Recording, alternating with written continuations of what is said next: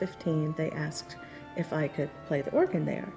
And it was $16 a week, which was about the price of a rock concert ticket. So I thought that was a great opportunity to pick up enough money to have fun on the weekends. The story goes like this. The organist would have a roast in the oven for Sunday noon. And if the preacher went over 12 o'clock, she got up and left. So the last hymn and the postlude were left to my mother on those Sundays where church carried over past noon. I like the loud stuff because my grandma, when she played the organ, she had a big pipe organ, and she'd always hit these really low notes,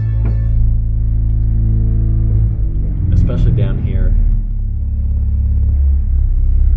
And the whole church would just shake, and the windows would rattle, and I mean, at some point, I thought it was something going to break. But I think, like for a lot of kids, the idea you have more than one keyboard, there are these stops to pull, and there's this sound, these different sounds. And so I was interested in it. My piano teacher acquired this reed organ. He put it in our garage one summer, so I could just spend, hours out there, pumping away.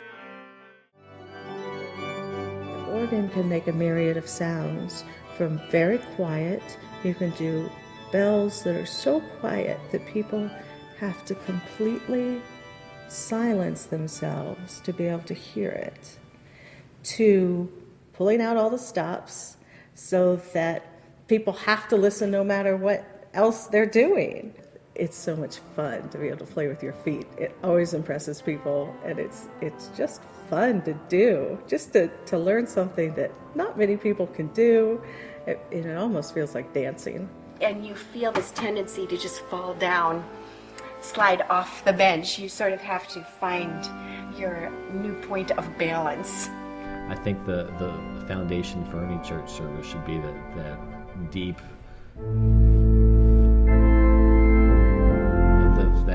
rich sound that an organ is the only one that's able to produce. And so I think it still has significance in today's church. Being an organist and being part of a church family is just one of the most wonderful things there is in life. It's essential to me. And it's kept me. I know there are times in my life where I would not have made it if it weren't for the love of God, the strength of God, and for my church families. And I can just sit and practice and play, and I could have the worst day in the world. A student cussed me out, or a student, cheated on a homework assignment or whatever, and I can come up here and play and forget about all of that, and I'm a completely different person.